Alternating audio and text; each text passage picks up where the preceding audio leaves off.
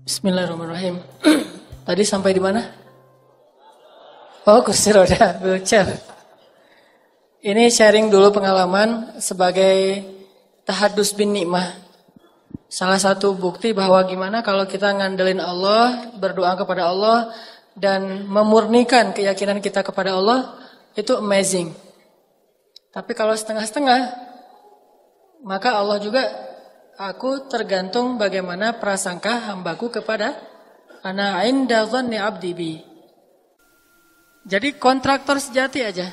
Bahkan saya pernah ngalamin ngontrak di sebuah rumah gubuk di dalam hutan. Kenapa bisa kayak gitu? Karena di rumah yang sebelumnya kita disuruh keluar nggak sanggup bayar kontrakan. Bayar kontrakannya per bulan karena nggak ada duit kalau gede-gede per tahun, jadi per bulan aja.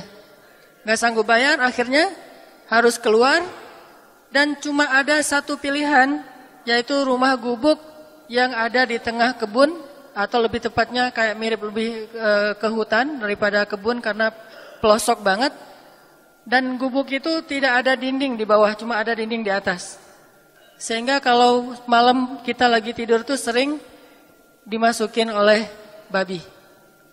Datang babi masuk ke dalam rumah, ada hewan peliharaan kita tuh bukan kucing anggora, babi. Jadi pernah ngalamin kayak gitu juga. Kemudian juga alhamdulillah karena doa orang tua, saya sekolah dari sejak SD sudah beasiswa, nggak pernah bayar uang sekolah sampai kuliah. Bahkan nikah juga beasiswa kan? Nikah aja beasiswa, nggak ada modal. Terus sampai perabotan di rumah kita itu adalah perabotan hasil doa. Alhamdulillah saya beberapa kali juara musabaqah nasional dapat hadiah. Di antaranya kalau di tingkat provinsi itu dikasih hadiah sepeda. Kayak BMS gitu, dikasih sepeda yang lumayan. Saya pakai untuk sekolah. Terus juara lagi tingkat kabupaten, dikasih TV. TV yang ngasih bupati. Tingkat nasional juara lagi dikasih lagi TV. Jadi di rumah ada 2 TV. Begitu tukang pajak, dulu kan TVRI mah pakai pajak ya. Datang ke rumah minta bayar pajak per bulan itu yang pajak TVRI. Ibu saya bilang, ini TV bukan saya beli, dikasih sama gubernur. Jadi kalau mau minta pajak, minta sama gubernur, kata ibu saya. Orang TV-nya liar, ini gimana caranya ini bu? Ya terserah, mau bayar pajak, saya nggak siap bayar pajak. Soalnya saya juga nggak pernah minta TV, yang ngasih gubernur. Akhirnya ya udahlah ditanda tangan aja lah bu, tanda tangan lunas gitu. Dianggap lunas, terserah dia ntar gimana dengan gubernur. Hampir bisa dibilang keluarga saya yang pertama kuliah itu saya. Dari 7 bersaudara, saya anak kelima. Kalau dari saudara kandung saya anak pertama. Dari saudara tiri itu, kalau dari ibu tuh ber-7. Kalau dari ayah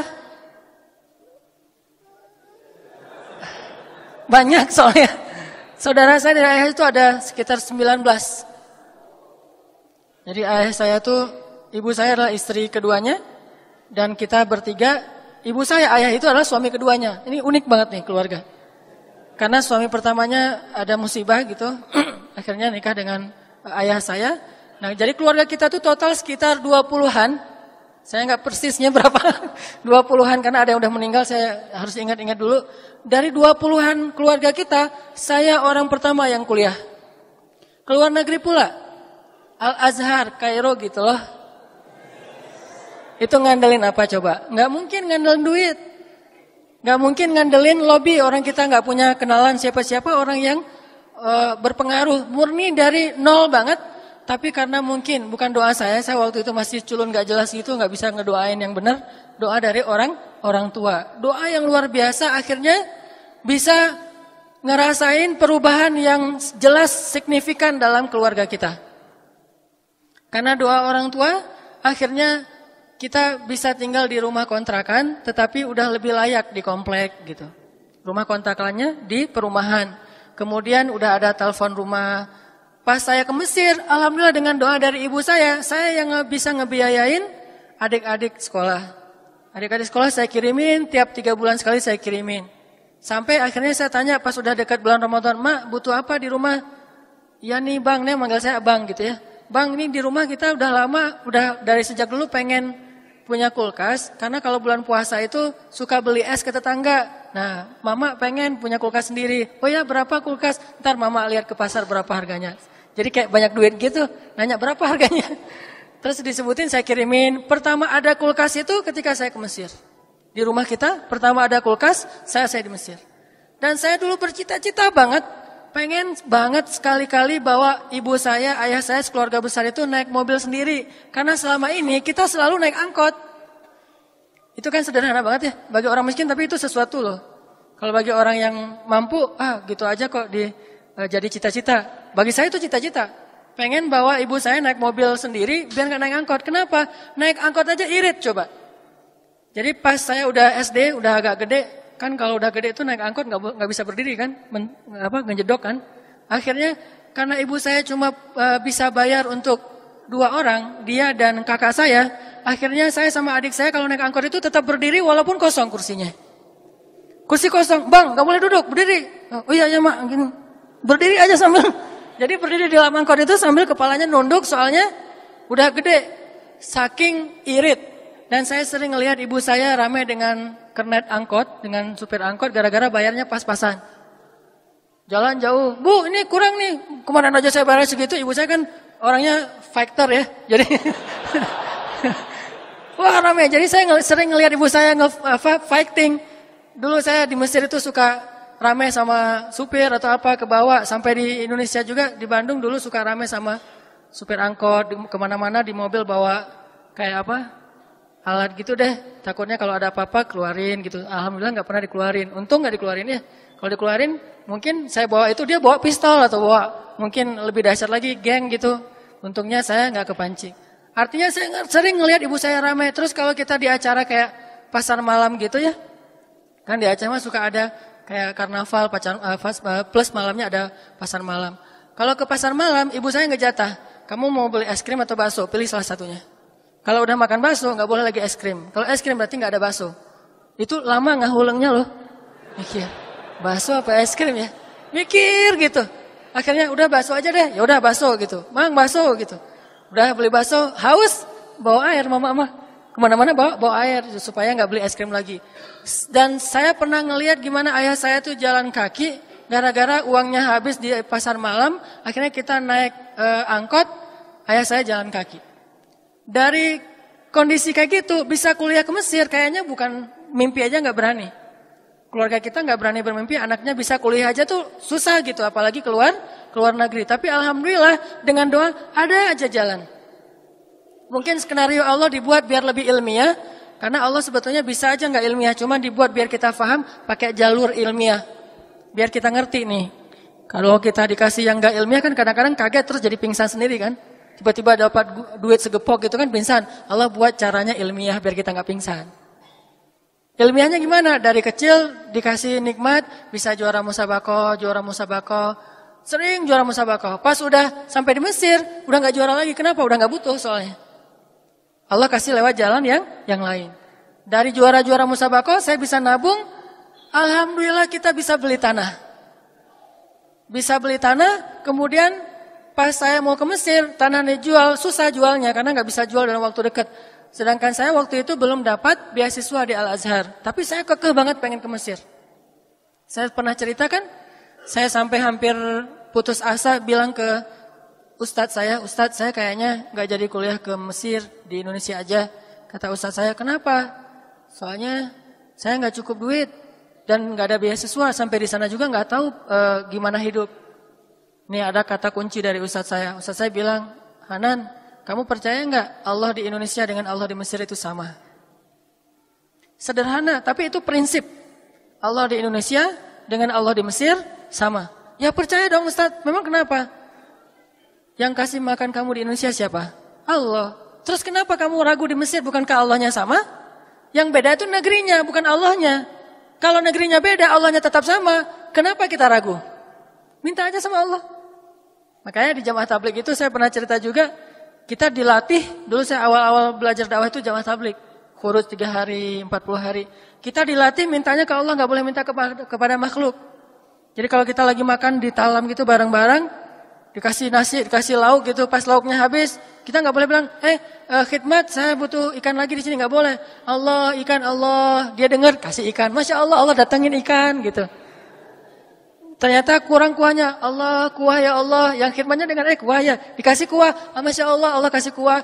Belajar, minta ke Allah, walaupun sebetulnya itu hanya latihan. Kata ustaz saya, Allah di Indonesia dengan Mesir sama, jadi kenapa kamu ragu? Minta aja sama pemilik Indonesia dan Mesir. Itu cuma dua negara yang berbeda tapi pemiliknya sama. Sama kayak kita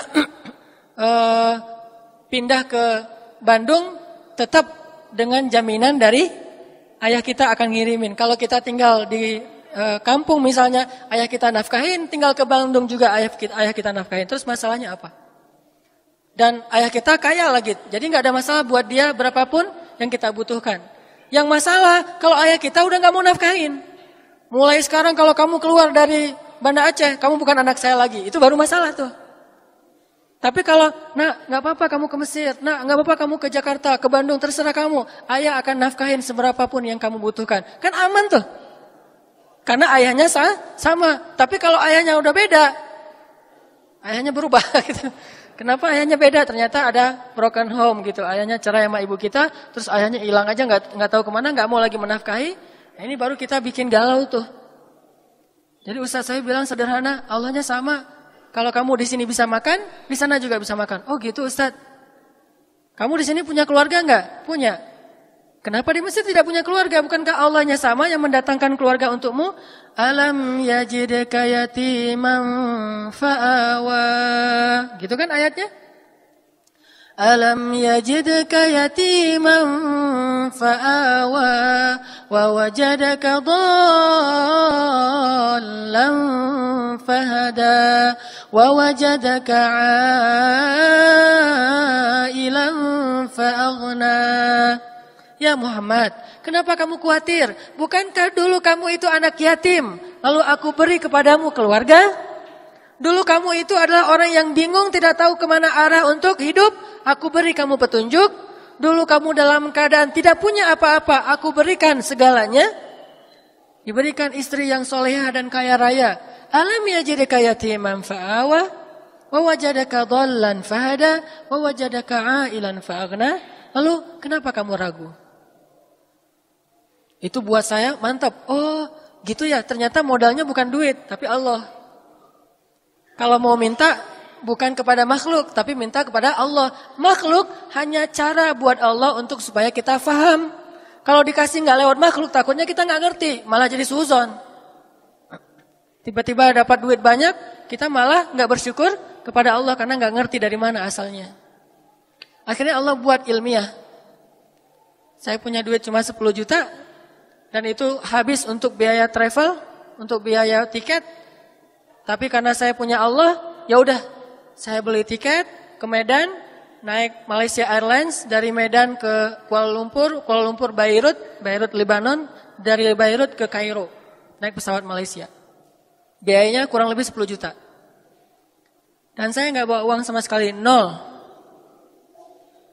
Tapi saya punya yang maha kaya, berangkat nih.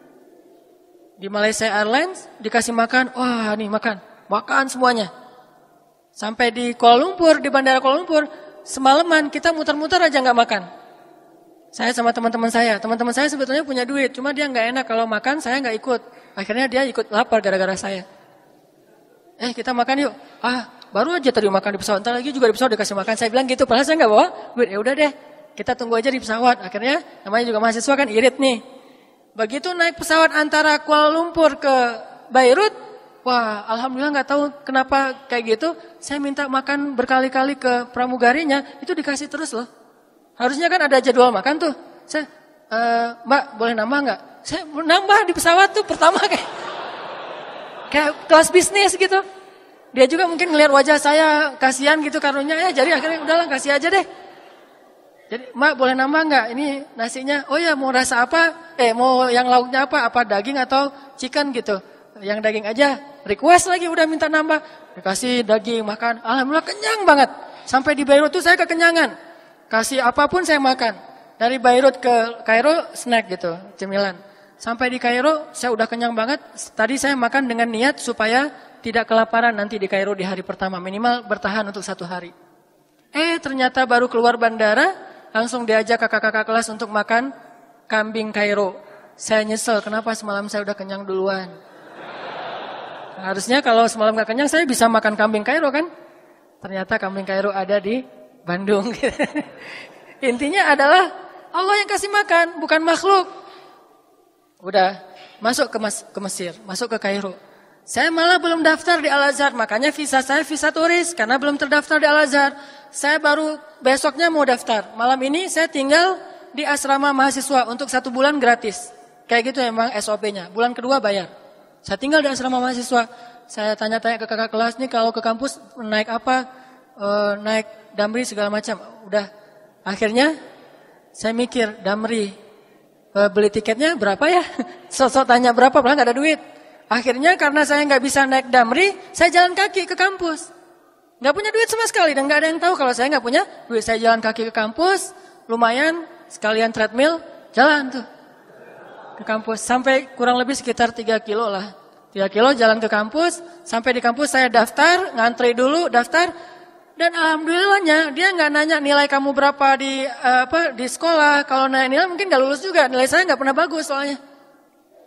Nilainya pas-pasan. Yang penting bisa lulus gitu. Saya yang bagus mah bukan nilai, hati insya Allah ya. Pakai doa aja nggak ngadain nilai gitu. Nilainya biasa-biasa aja. Nah akhirnya dia nggak nanya nilai. Dia nanyanya kamu bisa ngaji nggak? Bisa. Oh ya udah. Coba kamu ngaji. Saya ngaji, pas saya ngaji sebaik mungkin yang saya bisa. Alhamdulillah dia baper nih yang dengerin saya ngaji. Dia nangis tiba-tiba, saya juga heran. Kenapa ini orang nangis? Alhamdulillah ternyata kena di hati dia. Masya Allah kata dia. Jarang ada orang Indonesia yang ngaji buat saya terkesan. Masya Allah kamu masuk aja. Langsung ditanda tangan oleh TU, oleh juru yang ngetesnya bisa masuk ke Al-Azhar. Dan begitu masuk saya langsung dikasih prioritas untuk dapat beasiswa. Padahal cuma ngaji doang. Kayak gitu skenario Allah. Coba kalau saya mau ngetes ini kamu dulu matematika, aduh Al-Azhar ada matematikanya. Tentu nggak dites matematika dan nggak mungkin juga soalnya Al-Azhar bukan Oxford gitu. Akhirnya saya disuruh ngaji, alhamdulillah lulus ngaji, kasih prioritas dapat beasiswa. Bulan kedua langsung cair beasiswanya. Bulan pertama kan masih makan ditanggung Persatuan Mahasiswa Indonesia Kairo. Langsung cair beasiswa dan waktu itu saya biar nggak tahu nih takutnya nggak dapat walaupun udah jadi prioritas takutnya nggak dapat saya ngetes beasiswa di beberapa tempat ada yang di Badan Wakaf ada yang di Al-Azhar ada di lembaga apa ternyata saya dapat beasiswa 3 tempat teman-teman yang datangnya mengandalkan orang tua nggak dapat beasiswa sama sekali tetap dikirimin tiap bulan oleh orang tuanya saya 3 tempat beasiswanya makanya saya punya rumah 3 1 asrama karena kalau dapat beasiswa wajib masuk asrama 1 lagi saya tinggal di pelosok Mesir pengen tahu suasana kondisi masyarakat Mesir 1 lagi saya tinggal dekat Sungai Nil di apartemen yang elit gak tahu diri ya kalau lagi ujian kan saya sering bilang kalau lagi ujian saya gak mau tidur di apartemen saya tidurnya di hotel makannya di kafe sehari makan di kafe 3 kali tapi bukan mengandalkan beasiswa. Alhamdulillah setelah 1 tahun di Mesir saya jadi menguasai daerah itu. Saya bikin bisnis-bisnis, usaha-usaha kecil. Mulai dari manajer keliling, jual dolar gitu ke anak-anak. Lu anak baru ya? Beli dolar dari gua. Anak-anak baru, iya ya kak, beli gitu ya. Jadi pakai senioritas bisa jualan dolar gitu. Udah gitu bisa jual bakso. Kalau ada event anak-anak mahasiswa Indonesia Malaysia itu by the way ada 8.000 mahasiswa di Mesir. Dan itu market bisnis yang lumayan. Wah 8.000, Indonesia 3.000. Jadi 11.000 mahasiswa itu market bisnis luar biasa. Saya bikin bakso Manghanan gitu ya. Gak ada mereknya tapi. Yang bikin bukan saya, teman saya. Saya gak bisa apa-apa, cuma bisa jualan. Teman saya bikin bakso, saya jualin. Dan saya jualnya pakai mood. Kalau orangnya kayaknya nih keren nih, saya kasih banyak. Kalau orangnya kayaknya ngeselin, saya kasih sedikit. Kalau cewek yang beli, banyak tuh ngasihnya. Datang cewek kayaknya, wah nih solehah banget, ini kayaknya nih. Siapa tahu bisa jadi gitu kan. Nanam dulu lah, nanti menuainya 3 tahun lagi. Ternyata dia lupa, ngasih gitu. Kalau dulu bahasanya ustazah di Mesir tuh siapapun dipanggil ustazah walaupun mahasiswa. Kalau di sini brosis gitu kan. Neng gitu. Neng, nih baksonya dapat 12. Yang lain standarnya 6 butir bakso. Ini mah 12. 2 kali lipat. Dia enggak nanya-nanya, dia bilang ke temannya, "Oh, enak tuh bakso di situ, kayaknya dikasih 12." Datang lagi. "Loh, kok saya 6, kok kamu 12?" Rame, saya nyumput aja udah. Tapi alhamdulillah walaupun jualan baksonya pakai mood, nggak pakai SOP yang sama, untungnya lumayan. Dari keuntungan bakso itu bikin lagi bisnis catering. Sampai alhamdulillah kalau musim haji berangkat haji jadi guide, jadi kuli, jadi joki Hajar Aswad. Joki Hajar Aswad. Yang sekarang ramai-ramai di TV joki Hajar Aswad, kalau saya nonton acara gitu saya senyum-senyum aja. Saya dulu juga gitulah. Bu mau cium Hajar Aswad, saya bantuin gitu. Cuman nggak pernah matok berapa yang dia kasih. Minimal $100 lah ya. Ada yang saya sampai pernah banget nih ngandelin doa banget ya di Mekah. Saya mau baru haji yang pertama dan waktu itu ngutang hajinya. Rata-rata mahasiswa itu kalau haji itu ngutang. Dengan harapan nanti pas pulang bisa balik modal dan bayar utang. Nah, saya ngutang $500 untuk berhaji. Pas sampai di sana saya beli wheelchair, beli kursi roda. Saya beli kursi roda itu modal buat narik tuh. Jadi kita jadi supir kursi roda. Bersaing dengan teman-teman yang udah lama di Mekah sama anak-anak Arab. Beli kursi roda, saya muter-muter aja di dekat Ka'bah, kok nggak ada yang sakit ya, nggak ada yang cacat gitu, nggak ada yang lemah. Kalau musim haji kan banyak orang sakit, tapi waktu itu hajinya tuh haji fit banget nih. Aduh, kok nggak ada yang sakit. Saya mau ngedoain supaya ada yang sakit, nggak enak gitu. Masa saya doa, ya Allah mudah-mudahan ada yang sakit tahun ini banyak gitu. Nggak mungkin kan doa kayak gitu, jadi menzalimi orang lain. Udah, bisa. Udah nanti kursi rodanya kita bahas setelah salat isya insya Allah ya. Kita salat isya dulu. Bismillahirrahmanirrahim. Tadi sampai di mana? Oh, kursi roda, wheelchair. Ini sharing dulu pengalaman sebagai tahadus bin nikmah.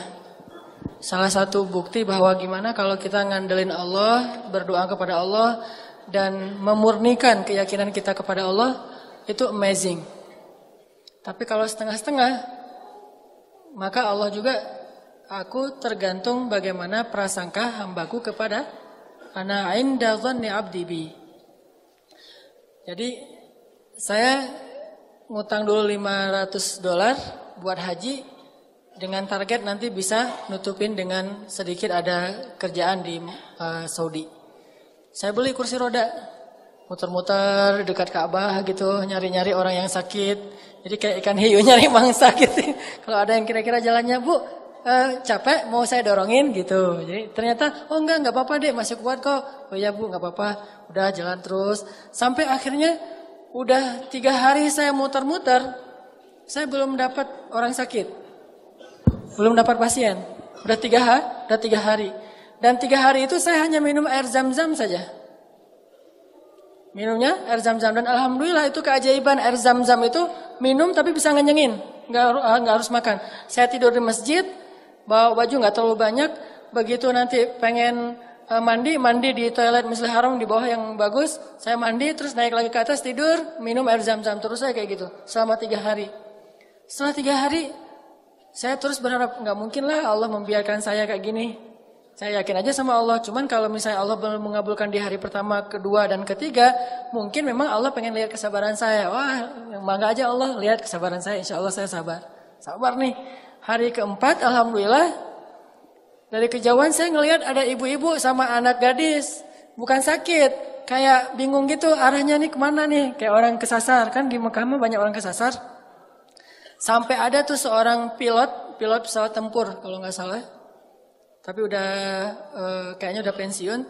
Beliau pernah kesasar di Mekah, terus kita tolongin, kita arahin ke maktab namanya, ke asrama beliau, ke hotel. Beliau bilang gini, "Dek, Masya Allah ya, Subhanallah, benar kita nggak boleh sombong ya kalau di sini," kata beliau. "Kenapa Pak? Saya itu nggak mau ikut rombongan, saya mau jalan sendiri. Padahal ini haji pertama buat saya. Karena saya mikir saya di udara aja nggak kesasar, di tengah hutan aja ditaruh saya nggak kesasar. Masa saya di kota kecil kayak gini kesasar?" Saya ngomong gitu. Jadi saya nggak mau ikut pembimbing, nggak mau ikut rombongan. Saya yakin bisa pulang sendiri. Jadi saya tinggalin rombongan. Ternyata benar, saya muter-muter nggak tahu di mana rumah saya, kesasar. Jadi nggak boleh sombong. Ada ibu-ibu kayak kesasar gitu, saya samperin. Dan nggak ada niat sama sekali mikir nih, jangan siapa tahu sakit mau didorong, nggak ada sama sekali. Justru gara-gara kayak gitu Allah kasih, Bu, mau kemana? Ini deh saya kesasar mau pulang cuman gak sampai-sampai udah muter-muter balik lagi ke masjid. Oh emang ibu dari mana? Dari Solo katanya. Oh Solo. Maktabnya berapa? Gak hafal. Gak bawa identitas, gak bawa apa-apa. Cuma ada gelang doang dan gak disebutin di situ. Maktab berapa, nomor hotelnya apa, jalan apa gak tahu. Wah ibu gimana kalau gitu atuh bu? Ya saya gak tahu pulang kemana nih. Jamaah Solo kan tersebar di mana-mana. Saya juga bukan petugas resmi yang tahu lokasi jamaah-jamaah yang baru datang. Ibu baru datang kapan? Kemarin, ini hari kedua. Oh gitu. Ya udah ikut saya aja bu. Mudah-mudahan ketemu. Bismillah aja ya bu. Ya Bismillah ikut. Jalan aja saya tuh. Itu benar-benar saya juga nggak tahu di mana rumahnya, ke arah mana. Ada yang misfala, ada yang hafair, ada yang kemana-mana. Pokoknya jalan aja. Jalan dan nggak lama jalannya. Tiba-tiba dia ngelihat, loh itu teman-teman saya ada di depan hotel lagi nungguin dia belum pulang. Itu teman-teman saya langsung datang. Alhamdulillah ada ini kayaknya kalau bahasa orang mah hoki gitu ya. Dia pembawa berkah. Besok bisa nggak nemenin ibu lagi untuk tawaf biar nggak kesasar? Oh boleh banget bu, siap-siap. Sama anak gadisnya lagi. Jadi dia bawa anaknya. Siap bu, insya Allah siap besok. Besok saya udah selesai subuh langsung. Sebelum subuh udah di situ. Untuk sholat jadi saya tahajud langsung ke situ. Setiap di depan asramanya. Ada yang kemarin, iya bu. Pura-pura kayak wajah-wajah baik gitu kan. Terus saya bawa ke Mekah, kita tawaf bareng, sa'i bareng, tawaf bareng terus itikaf. Saya karena belajar di Al-Azhar, dia nanya saya kayak gitu. Nanya, adek belajar di mana? Saya mahasiswa di Al-Azhar. Oh luar biasa, berarti ibu bisa dibimbing ya? Bisa, insya Allah bimbing. Nanya fikih gitu.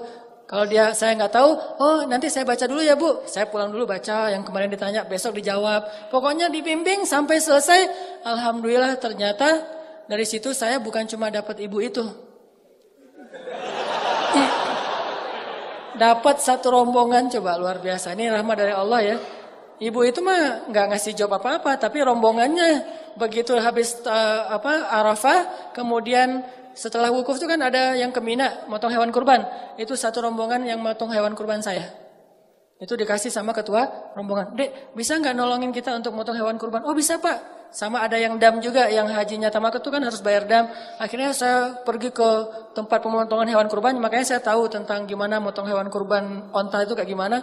Akhirnya saya datang sana, tawar-menawar dengan pemilik hewan kurbannya, sekitar berapa puluh ekor. Balik lagi, dari situ alhamdulillah saya bisa beli kulkas, biayain adik-adik sekolah segala macam. Itu luar biasa. Dan kita nggak ngasih harga yang terlalu tinggi, standar di sana aja. Dan udah ada deal-dealan biasa dengan orang yang punya peternakan. Alhamdulillah dari situ saya bisa jual lagi kursi roda, balik modal, terus pulang ke Kairo. Nih, alhamdulillah bisa bertahan 1 tahun ke depan. Makanya 1 tahun ke depan jadi nggak ada bisnis. Udah direkap pas lagi haji. Jadi setahun saya santai-santai aja. Sehari makan di restoran 3 kali. Sarapan restoran, ini restoran lagi. Alhamdulillah. Dan itu bukti bahwa kalau misalnya kita ngadain Allah itu luar biasa. Saya pernah juga haji backpacker.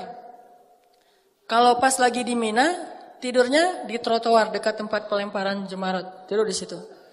Pas lagi di Arafah kita tidur juga di jalan. Makanya alhamdulillah saya waktu itu banyak bersyukur karena dibantu oleh Bin Laden. Tapi bukan Usama ya. Keluarga Bin Laden. Di Mekah itu Bin Laden ini salah satu perusahaan besar di Arab Saudi yang paling dermawan untuk memberikan khidmat kepada jamaah haji. Jadi dia punya kayak satu kontainer gede gitu, isinya apa?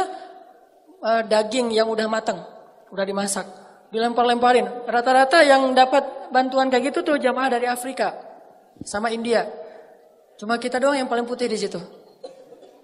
Orang Indonesia paling putih karena semuanya orang Afrika. Kita ikut bareng, lemparin, dapat 2 bungkus daging onta gitu. Daging onta kan bagus banget untuk kesehatan dan energi ya. Jadi saya dapat daging onta 2, makan, mahasiswa gitu. Allah kasih luar biasa. Baru nanti kerja lagi, ngangkut-ngangkut tempat tidur dari lantai 1 ke lantai 10 yang pernah saya cerita sebelumnya. Ada satu pelajaran yang saya dapat dari perjalanan hidup saya kayak gitu. Sampai akhirnya saya bisa pulang ke Indonesia, tinggal di Bandung dan Allah mudahkan segala keurusan hidup saya. Satu aja pelajarannya. Kalau kita mau ditolong oleh Allah dengan cara ajaib, tunjukkan keyakinan kita dalam kondisi-kondisi yang ajaib, yang sulit. Justru saat itu Allah akan menunjukkan pertolongan-pertolongan yang ajaib. Kalau kondisinya biasa-biasa aja, maka Allah akan menolong kita juga biasa-biasa aja. Dan tipsnya, kadang-kadang kita harus nekat sedikit. Karena hanya dengan sedikit nekat, kita bisa belajar tawakal. Kalau semuanya harus dihitung logis, kapan kita akan belajar tawakal? Ini kayaknya kurang logis nih. Memang kita butuh hitung-hitungan logis, ilmiah butuh. Cuman sedikit nekat itu dibutuhkan juga. Harus dikombin nih.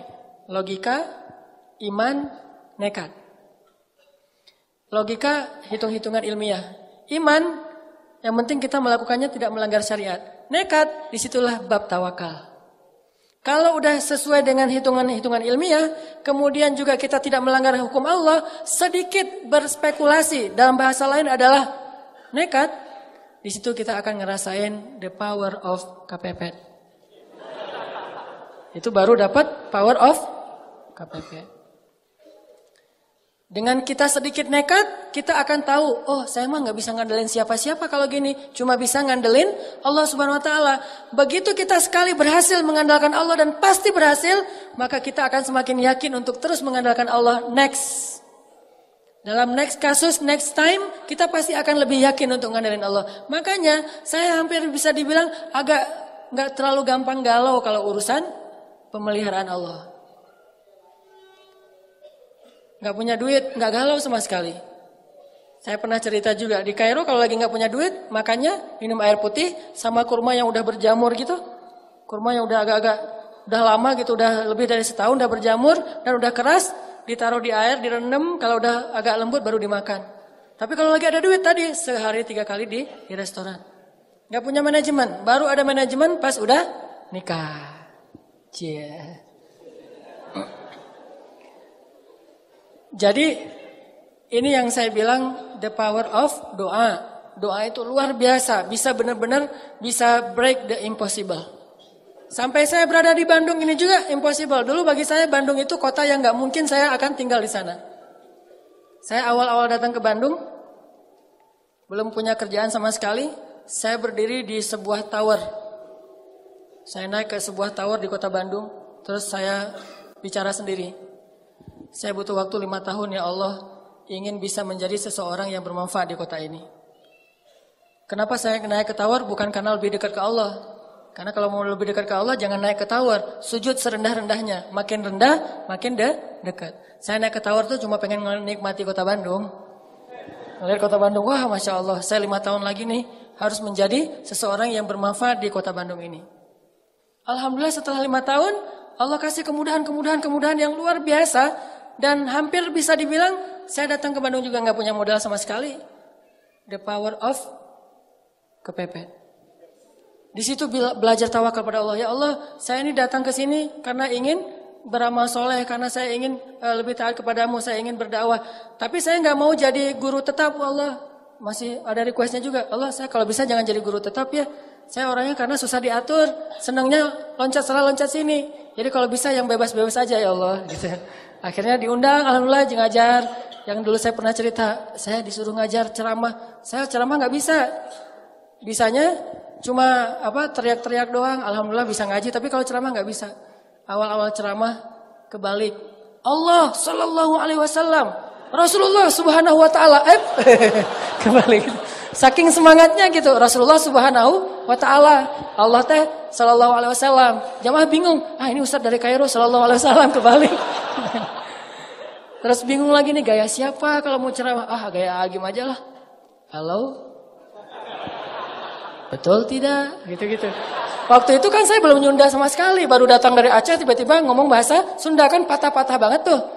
Jadi orang yang dengar juga kasihan ngelihatnya. Aduh, kasihan ya misalnya. Udahlah kan mereka mau dengar bukan karena enak ceramahnya, karena kasihan. Lewat aja. Wah ternyata nggak nyaman gaya Agim. Saya ganti Zainuddin Amjad. Assalamualaikum. Nggak dapat juga. Wah nggak nyaman juga. Akhirnya be yourself no matter what they say lah. Akhirnya ceramah yang sebisanya saya aja. Udah mulai nulis-nulis buku. Nulis-nulis buku pertama. Saya penulis, saya kulinya, saya direkturnya, saya yang ngejualnya. Saya nulis buku. Judulnya Tadabbur Al-Quran. Terus saya kirim ke Sumatera, ke Kalimantan, ke teman-teman Kairo yang udah pulang. Ngirim pakai bus. Terus juga pakai beberapa paket yang ngirim keluar kota. Bawa pakai dus Marlboro gitu kan, buku kan berat tuh kalau pakai dus Marlboro. Saya angkat sendiri di Soekarno Hatta. Wah, ternyata itu penulis bukunya. Angkat buku. Nih saya mau ngirim ke buku apa nih? Buku tentang Tadabbur Al-Quran. Oh ya, siapa penulisnya? Hanan At-Taki gitu. Oh ya. Padahal saya jualan di book fair. Kan ada book fair di Braga dulu tuh, Islamic book fair. Jualan, alhamdulillah dari percikan imannya Pak Amiruddin ngasih satu space buat saya display buku saya. Saya bikin X banner, saya bawa naik motor hujan-hujan pakai jas hujan gitu, turunin buku basah-basah, naruh disusun-susun. Setelah disusun-susun saya balik lagi ke toilet, ganti baju yang agak-agak keren gitu seolah-olah penulis, baru balik lagi. Saya udah pakai dasi gitu, udah penulis gitu kan. Pas orang datang, ini buku siapa? Ini wajahnya mirip. Jadi di cover buku itu wajah saya paling gede tuh. Tulisannya kecil, yang penting wajah saya. Biar orang, kan lagi pencitraan, pengen terkenal, namanya juga pengen terkenal. Jadi wajahnya gede, judulnya kecil. Pas orang lihat, ini buku siapa yang nulis? Mirip. Oh iya, penulisnya minta tanda tangan. Dari situ mulai banyak acara, udah gitu bikinlah beberapa lembaga. Dari situ saya mencoba, itu awal saya ngerasa feeling guilty kan. Kok saya belajar jauh-jauh cuma untuk ngajar-ngajar gini terus dibayar? Saya harus bikin dakwah yang saya nggak dibayar. Akhirnya setelah 7 tahun kayak gitu, Allah kasih ilham, muncullah Pemuda Hijrah. Dan saya merasa dengan Pemuda Hijrah ini hilang sedikit feeling guilty-nya. Karena bisa berdakwah yang tidak ada lagi orientasi-orientasi apapun selain pengen berkhidmat kepada agama Allah Subhanahu Wa Taala. Tapi itu perjalanan semuanya tidak akan terjadi kecuali dengan doa. Kalau ngandalin ilmiah, nggak kayak gitu. Ilmiahnya harusnya saya pulang dari Kairo itu udah di Banda Aceh aja. Ngapain jauh-jauh ke Bandung? Atau ilmiahnya saya nggak usah ke Kairo, udah aja sekolah di Banda Aceh atau kuliah di Banda Aceh. Tapi nggak pakai ilmiah doang, pakai iman, pakai rububiyah, pakai keyakinan bahwa Allah yang di Indonesia dengan Allah di Mesir sama. Sedikit nekat kadang dibutuhkan. Jadi kalau kalian mau melihat keajaiban, jangan cuma ngelihat Instagramnya, datang ke rumahnya. Lihat Instagram 1, ngepoin lagi Instagram kedua, sampai 10 Instagram dikepoin, tapi nggak ngelamar-lamar, itu nggak ada keajaiban. Mau ngelihat keajaiban, ini rumahnya di mana? Udah aja di komen, Neng rumahnya di mana? Saya mau datang, udah aja kayak gitu. Tunggu aja keajaiban. Keajaiban apa? Di blok sama dia. Gara-gara nggak bisa masuk lagi Instagram. Kenapa saya di blok? Kayak orang aneh kata dia.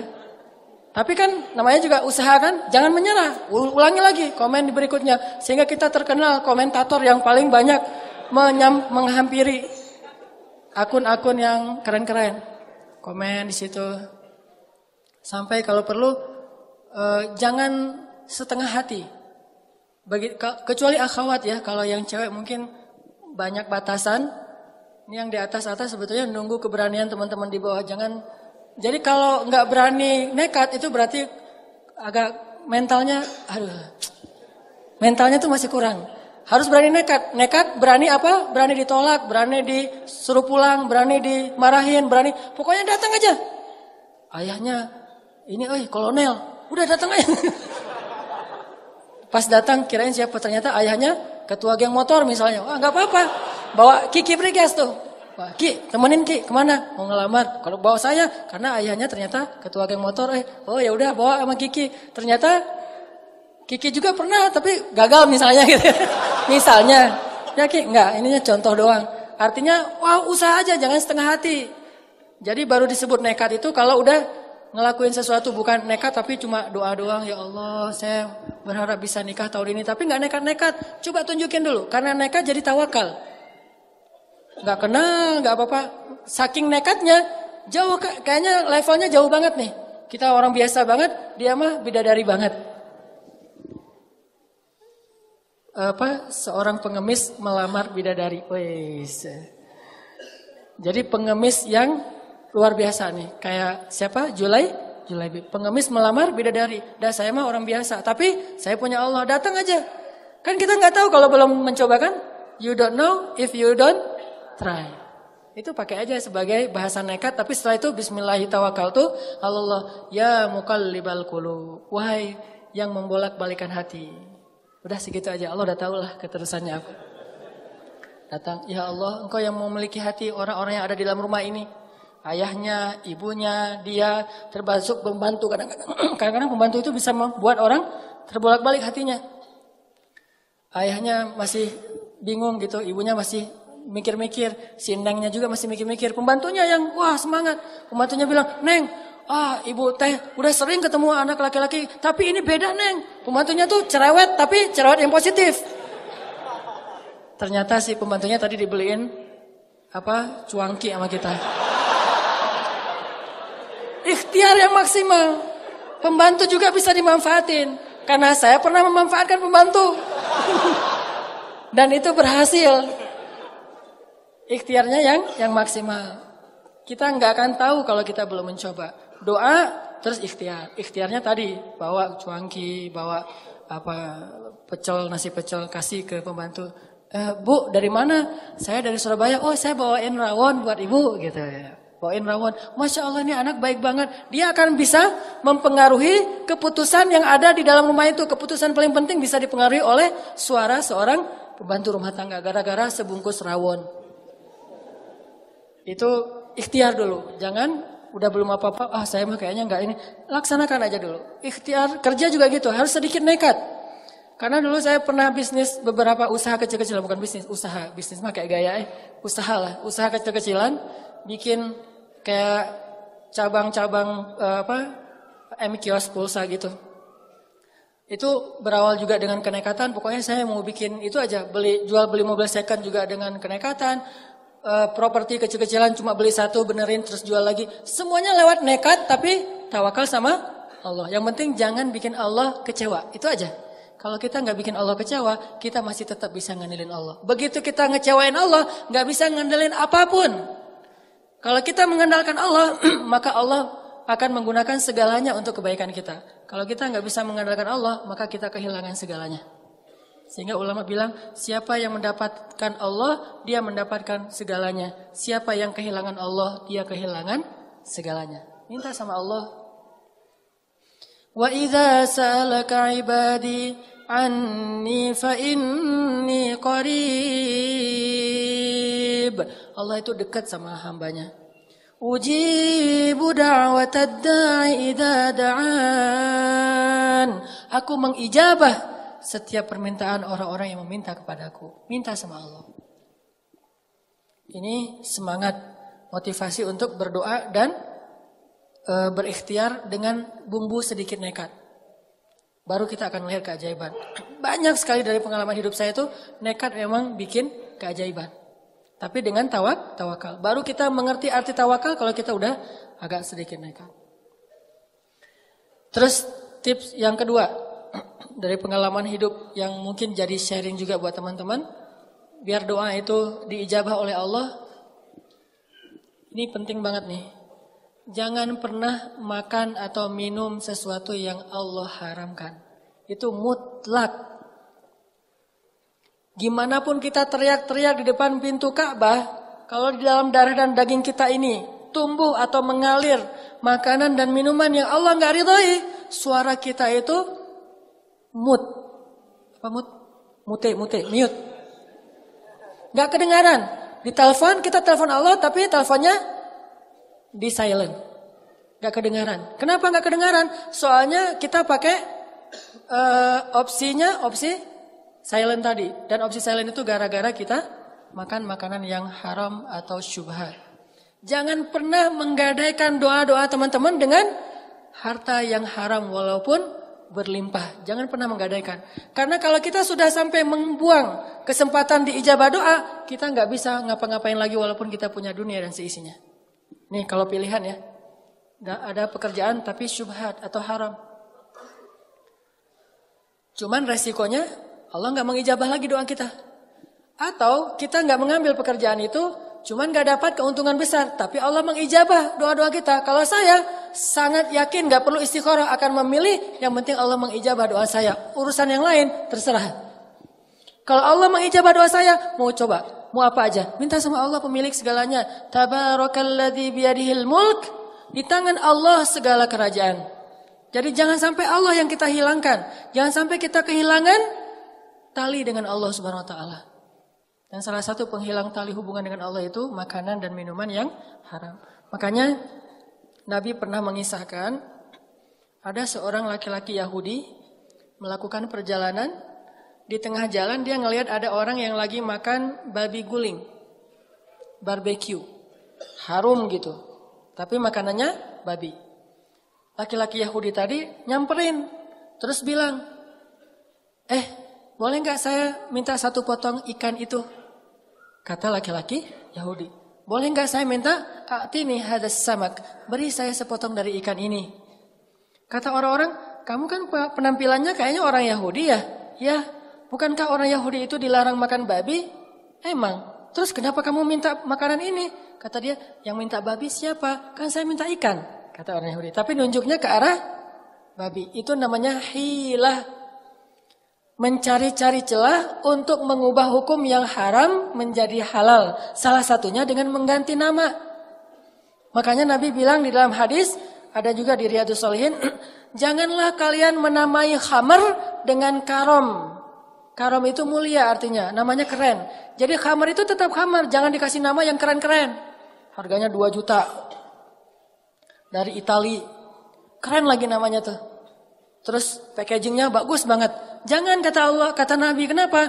Karena itu akan mengubah sesuatu yang haram menjadi sesuatu yang disukai, diminati, bangga orang dengannya. Sehingga dilarang menamakan sesuatu yang haram dengan nama yang baik. Begitu juga mengubah namanya menjadi nama seolah-olah dia halal. Orang Yahudi ini ngasih nama babi dengan kalimat samak, ikan. A'tini hadas samak, beri saya ikan ini. Kata orang-orang, ini kan nggak boleh untuk kamu orang Yahudi. Emang saya minta babi, saya kan minta ikan. Tapi nunjuknya ke arah babi. Akhirnya nggak mau berdebat, dikasihlah sepotong makanan babi. Dia minum, dia makan, kemudian dia minum khamar. Udah selesai itu dia jalan. Jalan, dia jatuh di tengah perjalanan karena mabuk. Kemudian untanya hilang.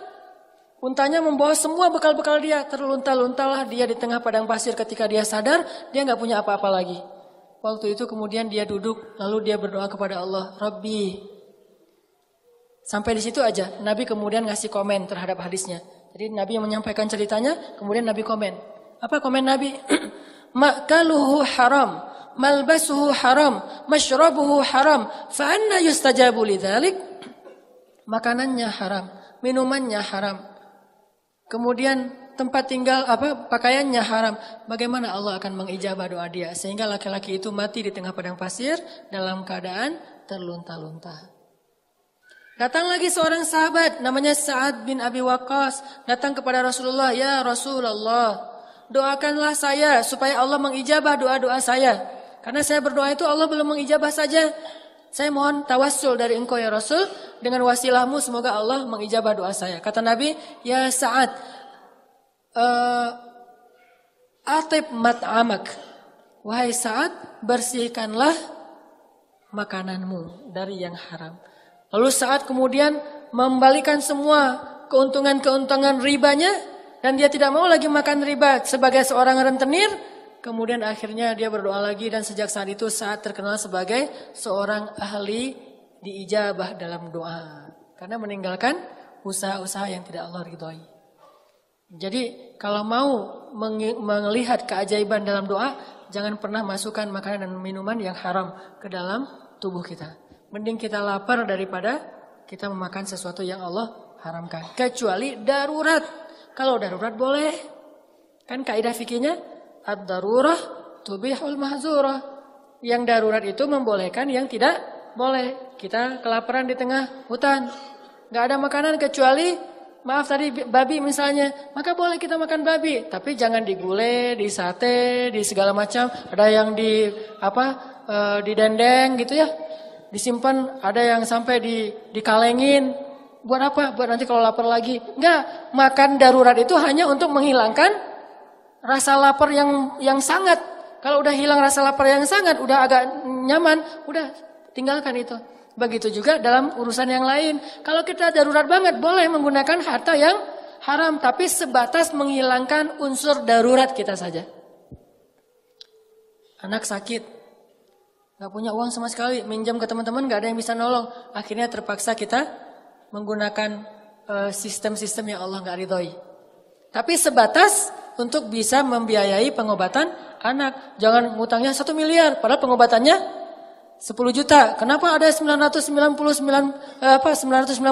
jutaan? Karena itu buat tambahan modal. Nah, ini bukan darurat namanya. Selama kita menjaga yang ini, Allah berjanji akan uji da'watad da'i. Aku akan mengijabah doa-doa kalian. Jangan pernah menggadaikan doa.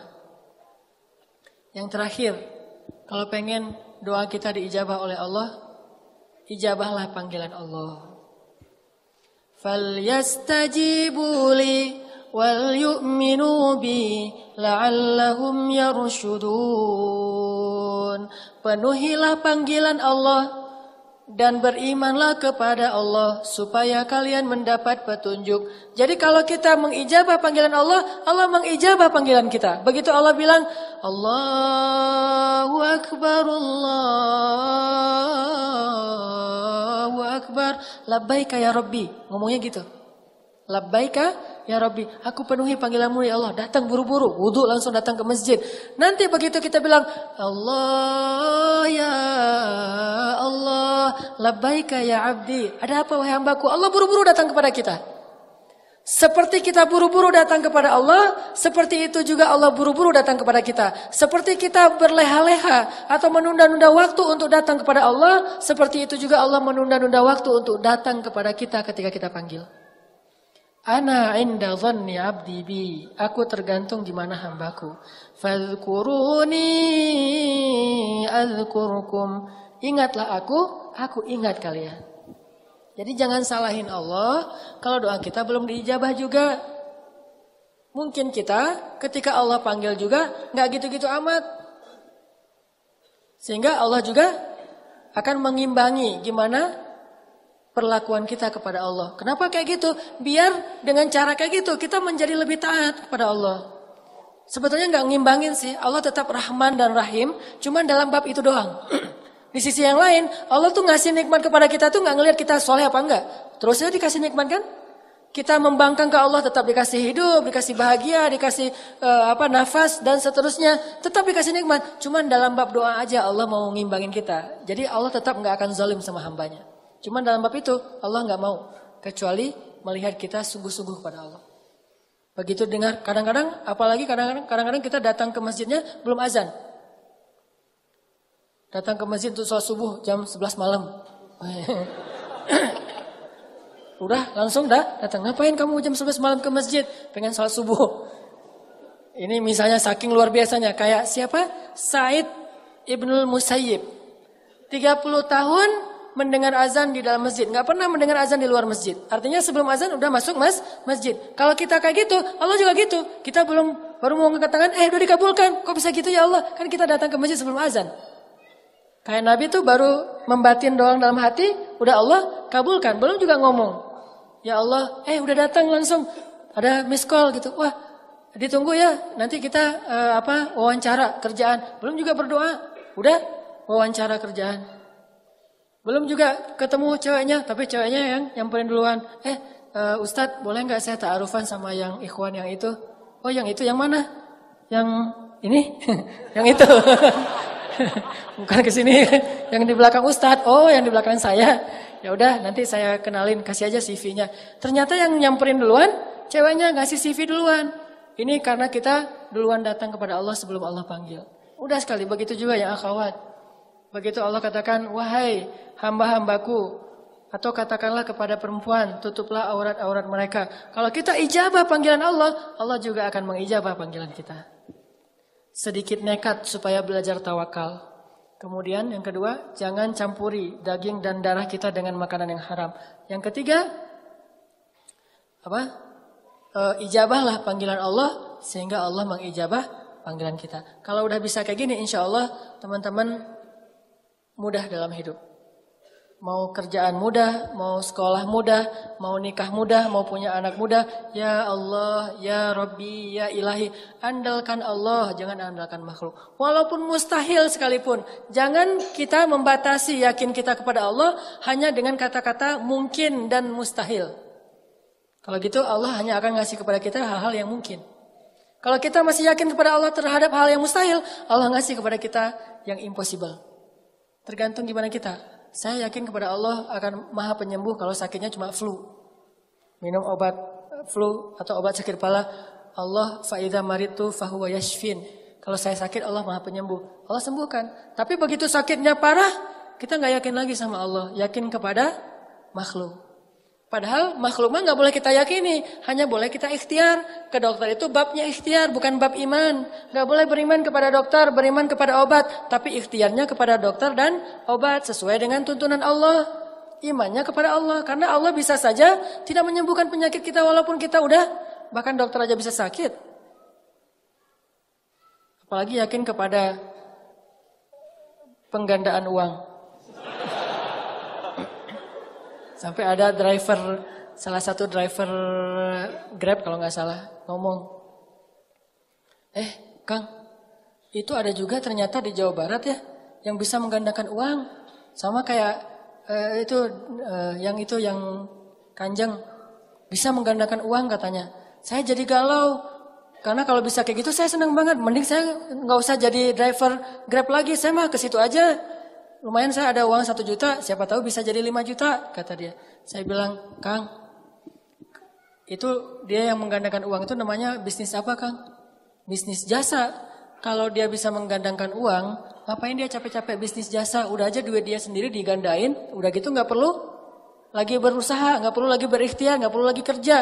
Pakai mahar 5 juta, nanti digandain jadi 10 juta. Ngapain dia capek-capek kerja kalau dia bisa menggandakan uang sendiri? Begitu dia ada uang 1.000, saya gandain uang 10.000, gandain kan gampang kan? Ngapain kerja lagi? Dia kerja karena dia gak bisa menggandakan uang. Saya bilang, oh gitu Kang. Ini artinya saking kita lemahnya iman kepada Allah, sampai akhirnya kita melakukan hal-hal yang sebetulnya gak logis sama sekali. Kalau kita yakin Allah bisa menggandakan uang, kayak kita yakin kepada sosok yang bisa menggandakan uang di dunia, harusnya kita datang ke Allah lebih sering. Ya, kenapa ada orang yang sangat terpelajar, educated, sampai doktor, terpengaruh juga dengan isu-isu kayak gini. Dia bawa berapa puluh miliar supaya digandain, akhirnya nggak balik sama sekali, kecuali sedikit. Kenapa kita nggak datang kepada Allah? Allah, saya pengen digandain nih duitnya, saya kasih deh untuk Palestina 1 juta. Kata Allah, perumpamaan orang yang berinfak di jalan Allah seperti menanam benih yang nanti ujung-ujungnya dikasih 700 kali lipat. Kenapa kita nggak yakin sih sama Allah yang menyatakan di dalam Al-Quran dengan benar sekali, Shadaqallahul Azim? Kenapa kita yakin kepada makhluk yang lagi-lagi terbukti bahwa itu bohong, tapi masih aja yakin? Udah di TV lagi rame-ramenya bahwa itu bohong. Kita ada juga di Jawa Barat tuh, saya pengen datang ke sana. Udah jelas di TV itu bohong, tapi ini mau didatangin gitu. Kenapa Allah yang maha benar kita nggak datengin? Ini kan agak-agak unik. Berarti kita belum benar-benar beriman kepada Allah. Walaupun kita selalu bilang, Shadaqallahul Azim. Kita bilang gitu. Apa artinya? Maha benar Allah. Tuh kan? Berarti kita nggak paham maknanya. Maha benar Allah dengan segala firman-Nya. Shadaqallah, maha benar Allah. Al-Azim, yang maha agung. Maha benar Allah yang maha agung. Tapi berhubung Sari Tilawah sudah kayak gitu dari sejak dulu, maha benar Allah dengan segala firman-Nya. Udah ya kita ikutin aja. Semuanya pada amin, udah aja gitu. Saking gak memaknai lagi, ini apa sih maksud dari kalimat? Bahkan kita meyakini bahwa Shadaqallahul Azim itu bagian dari membaca Al-Quran. Seolah-olah kalau kita gak baca Shadaqallah setelah baca Al-Quran itu dosa. Kok kamu tutup Al-Quran gak Shadaqallah? Gitu kan? Shadaqallah dulu dong. Shadaqallah itu bukan bacaan Al-Quran. Shadaqallah itu kalimat iman. Kalimat tasdik. Bahwa kita membenarkan apa yang kita baca. Jadi inti dari Shadaqallah itu benar banget nih. Jadi anak kekinian mungkin bilangnya selain Shadaqallah, Dzalikal kitabul la raiba fi. Wah benar banget. Itu sama dengan Shadaqallahul Azim. Cuman lebih utama kita pakai bahasa Al-Quran, Shadaqallahul Azim. Tapi artinya benar banget nih. Allah bilang, ya ayyuhalladzina amanu la ta'kulur riba. Wah, benar banget. Ya ayyuhalladzina amanu hal adullukum ala tijarah. Benar banget. Itu artinya sadaqallahul azim. Banyak orang baca sadaqallahul azim tapi nggak percaya sama ayatnya. Ayatnya mengatakan perumpamaan orang-orang yang berinfak di jalan Allah itu seperti orang yang menanam benih yang kemudian tumbuh menjadi 700 kali lipat.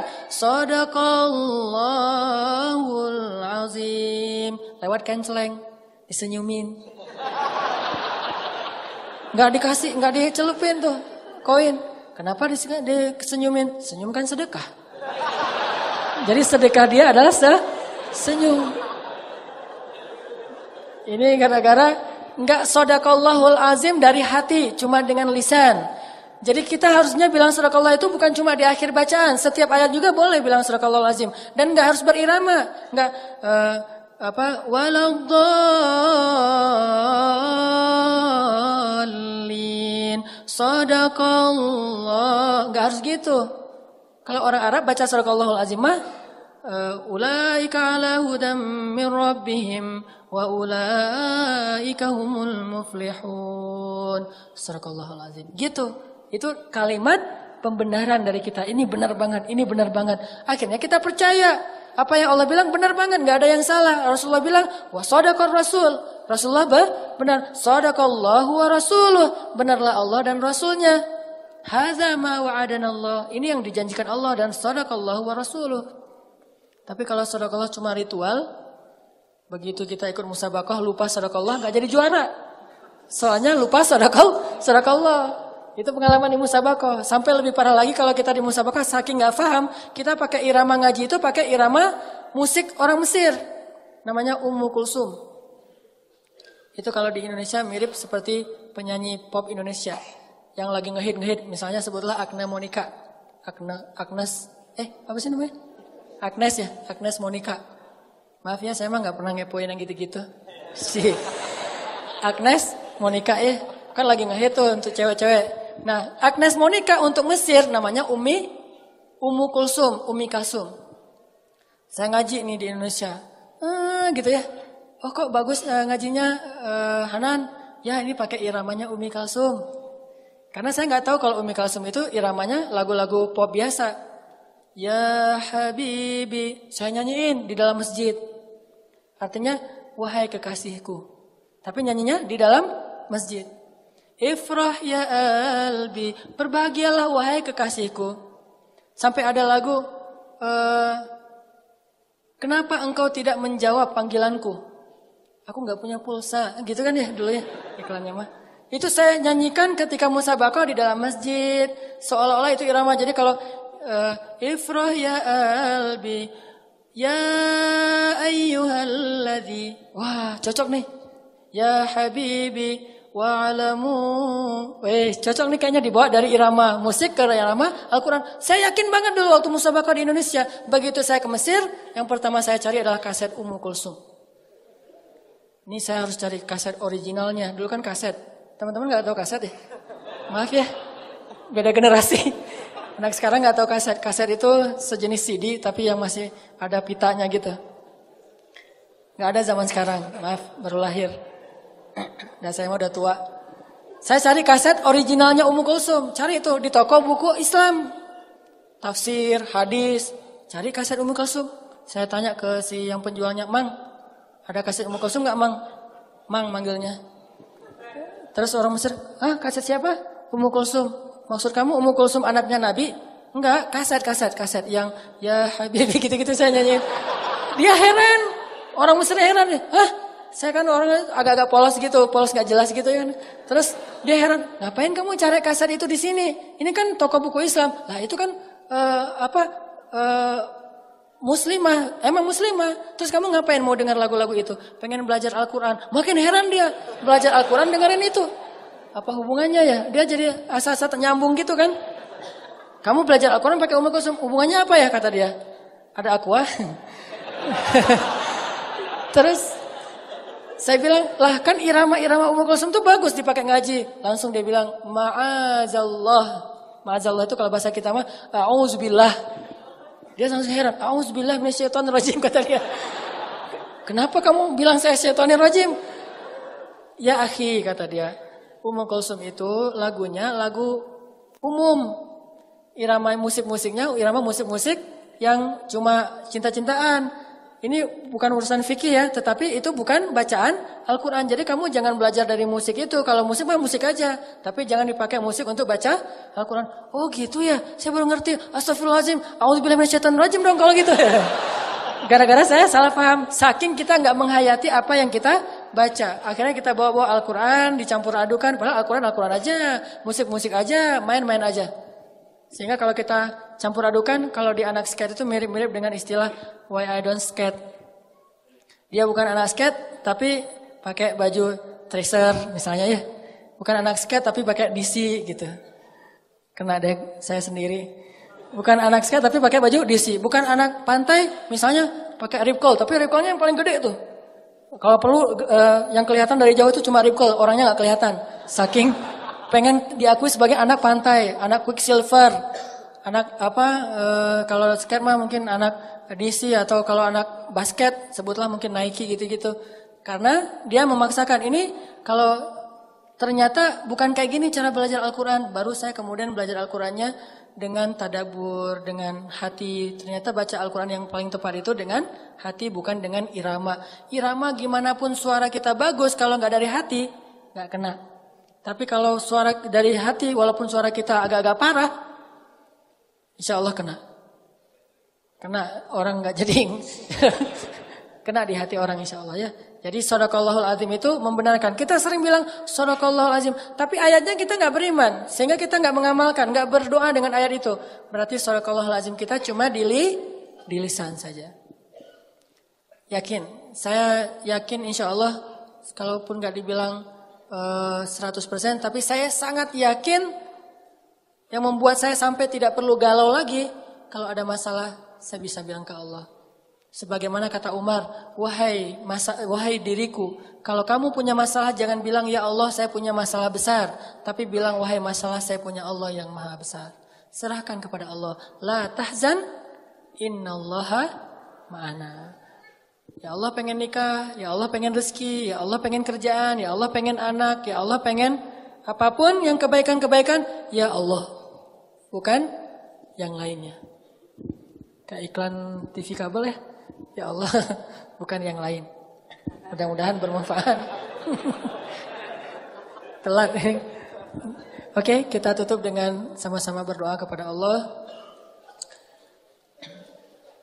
Malam ini kita mau doa apa? Mas, doa cincin? Ya udah, doa cincin ya.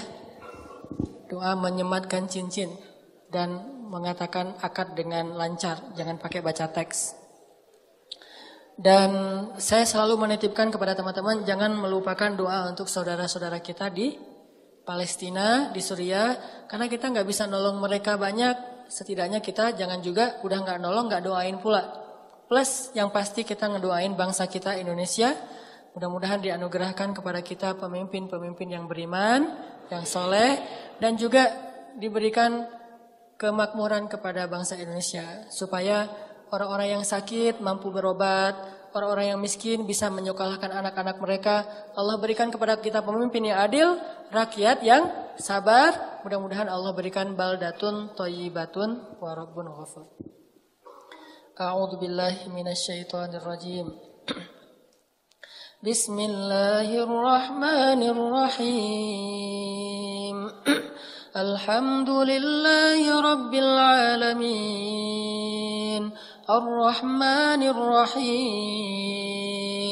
مالك يوم الدين إياك نعبد وإياك نستعين إياك نعبد وإياك نستعين إياك نعبد وإياك نستعين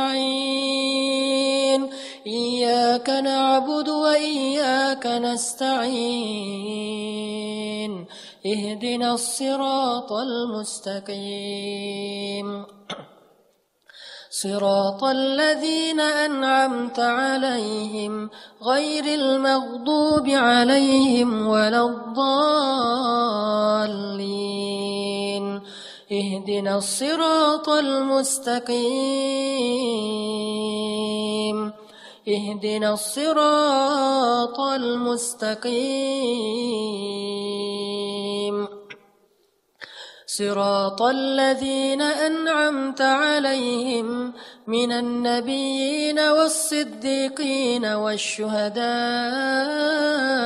والصالحين صراط الذين أنعمت عليهم من النبيين والصديقين والشهداء والصالحين اهدنا الصراط المستقيم يا هادي اهدنا الصراط المستقيم يا مقلب القلوب يا مقلب القلوب يا مقلب القلوب يا مقلب القلوب ثبت قلوبنا يا الله ثبت قلوبنا على دينك يا مصرف القلوب صرف قلوبنا إلى طاعتك اللهم اهد شباب المسلمين اللهم اهد شباب إندونيسيا اللهم اهد شباب إندونيسيا اللهم اجعلهم من الصالحين اللهم اغفر لهم ذنوبهم وتقبل منهم توبتهم يا غفار يا غفار يا تواب تب علينا يا تواب تب علينا توبة نصوحا Ya Allah ya Arhamar Rahimin, Engkaulah yang menggenggam hati setiap hamba-Mu ya Allah. Kami serahkan hati kami untuk berada di dalam genggaman dan kasih sayang-Mu ya Allah. Jangan biarkan hati kami digenggam oleh hawa nafsu dan syaitan ya Allah. Genggam eratlah hati kami ya Allah, dan jagalah ia sampai akhir hayat kami ya Allah. Tanpa Engkau, hati kami akan terbolak-balik antara kebatilan dan kemungkaran ya Allah.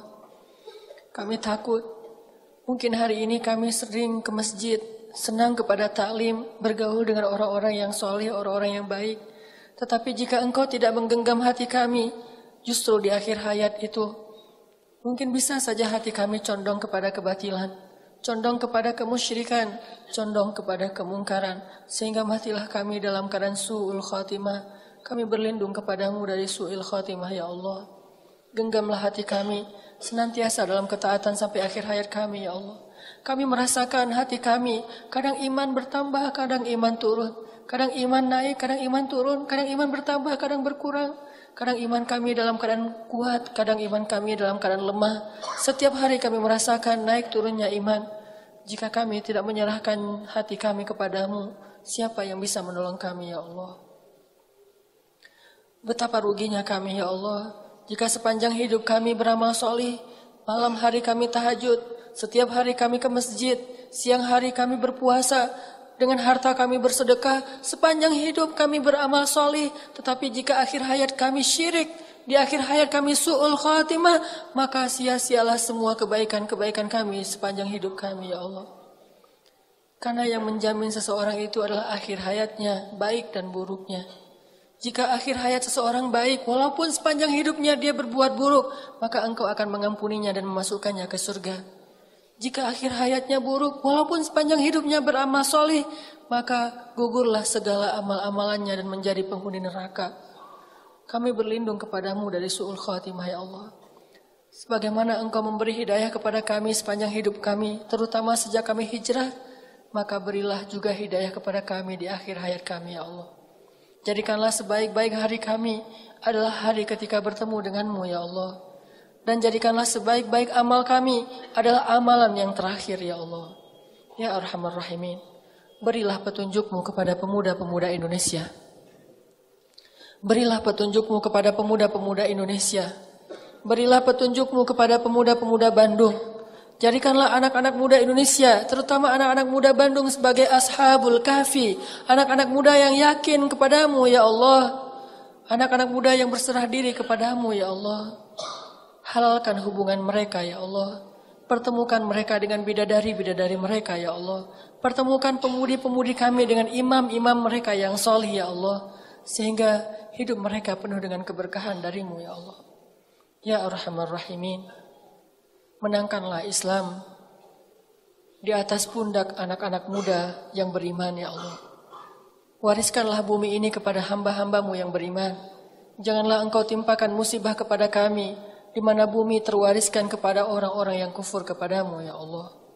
Ya Arhamar Rahimin, anugerahkanlah di antara anak-anak muda yang pada malam ini ikut taklim dimanapun mereka berada.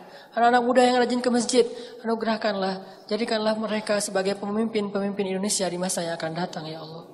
Jadikanlah mereka sebagai pengayom-pengayom umat di masa yang akan datang ya Allah. Jadikanlah mereka sebagai pembela-pembela kaum muslimin di masa yang akan datang ya Allah. Jauhkanlah mereka dari sifat munafik yang justru menyerang dan menghujat kaum muslimin dan agamanya. Rabbana atina fid dunya hasanah wa fil akhirati hasanah wa qina adzabannar. Subhanakallahumma wa bihamdika asyhadu an la ilaha illa anta astaghfiruka wa atubu ilaik. Assalamualaikum warahmatullahi wabarakatuh.